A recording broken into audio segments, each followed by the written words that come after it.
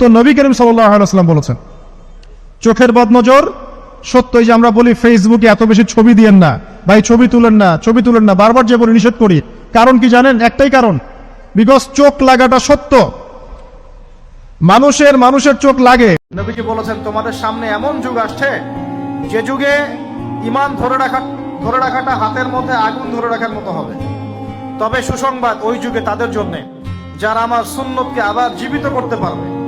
যে আমার মৃত সুন্নতকে জীবিত করবে, আল্লাহ পাক তাকে 50 জন শহীদ সাহাবীর সমান নেকি দিবে। একবার, খালি একবার যদি তওবা করে ফিরে আসি, আল্লাহ পাক দুনিয়াও দিবে ইনশাআল্লাহ, আখিরাতও দিবে ইনশাআল্লাহ। খালি একবার বলতে হবে, আস্তাগফিরুল্লাহাল্লাযী লা ইলাহা ইল্লা হুয়াল হাইয়ুল কাইয়্যুম ওয়া আতুবু ইলাইহি। আল্লাহ, জীবনে যা পাপ করেছি মাফ করে দাও, আগামী জীবনে হায়াতে রিজিকে বরকত দাও, এবং পুরো জীবন যেন ইসলাম পালন করতে পারি, প্রচার করতে পারি, প্রসার করতে পারি, মানুষের মাঝখানে দিনের ভালো কথা বলতে পারি, আল্লাহ পাক দিনের বিজয় যেন অংশ নিতে পারি, সে তৌফিক আল্লাহ পাক দান করুন। যে সময়গুলো আমাদের জীবন থেকে চলে গেছে, আপনি আমি যদি 1000 রাকাত নামাজ পড়েও আল্লাহর কাছে কান্নাকাটি করি, সেটা কিন্তু আর ফিরে আসবে না। হয়তোবা আল্লাহ পাক আমাদের গুনাহগুলোকে মাফ করে দিয়ে বাকি জিন্দেগি আমাদেরকে আমল করার তৌফিক দিবেন ইনশাআল্লাহ তাআলা, কিন্তু যে সময়টুকু আমরা নষ্ট করেছি এটা কিন্তু আর ফিরে আসবে না। যত বেশি দরুদ পড়বেন আপনার টেনশন তত কমে যাবে। ফজিলত শোনেন, যত বেশি দরুদ পড়বেন আপনার টেনশন, দুশ্চিন্তা তত কমে যাবে। যত বেশি দরুদ পড়বেন আল্লাহ তত রহম করবে আপনাকে, আপনার গুনাহ তত মাফ হবে, আপনার নেকির পাল্লা তত ভারী হবে, এবং মুহাম্মদ সাল্লাল্লাহু আলাইহি ওয়াসাল্লামের সুন্নতের উপর আমল করা আপনার জন্য সহজ হবে। আর সবচেয়ে বড় কথা, কিয়ামতের দিন আপনার পক্ষে নবী সাল্লাল্লাহু আলাইহি ওয়াসাল্লাম স্বয়ং সুপারিশ করবেন ইনশাআল্লাহ, যদি আপনি বেশি বেশি দরুদ পড়তে পারেন। মানুষের কাছে এক্সপেকটেশন বেশি রাখেন, আপনি কষ্ট পাবেন। আপনি আল্লাহর কাছে আশা করেন, কষ্ট পাবেন। আপনি সমস্ত কাজ আল্লাহকে সন্তুষ্ট করার জন্য করেন, আপনি কষ্ট পাবেন। আর যদি আপনি মানুষের কাছে প্রতিদান আশা করেন, কষ্ট পাবেন। যারা টেনশন ফ্রি লাইফ লিড করতে চায়, দুশ্চিন্তা মুক্ত সুস্থ সুন্দর জীবন চায়, তাদের উচিত বেশি বেশি দরুদ শরীফ পড়া। কি পড়া?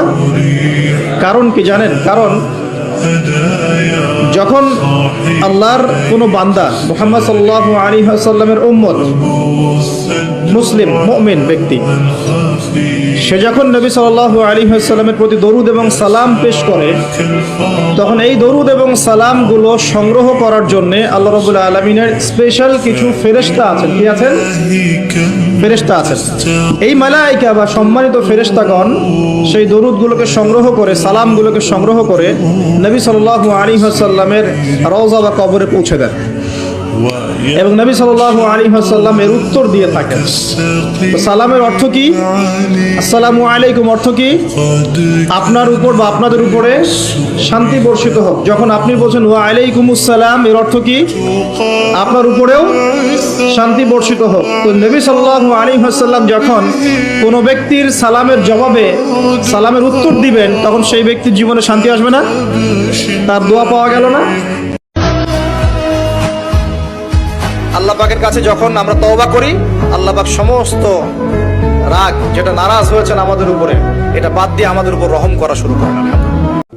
যখন আপনি বিপদে পড়ে একনিষ্ঠভাবে আল্লাহর প্রতি তাওয়াক্কুল করে খালি বলবেন যে হাসবি আল্লাহ ওয়া নি'মাল ওয়াকিল, আল্লাহই আমার জন্য যথেষ্ট, তিনি উত্তম কর্মবিধায়ক, আল্লাহ পাকের দায়িত্ব হয়ে যাবে আপনাকে সাহায্য করা ইনশাআল্লাহ। আপনি হতাশ হয়েছেন, কোরআন খুলবেন, দেখবেন আল্লাহ বলেছেন লা তাহজান, হতাশ হয়ো না।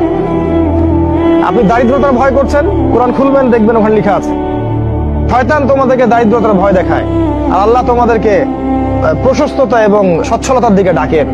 তোমরা আল্লাহকে ভয় করো, শয়তানের অনুসরণ করো না।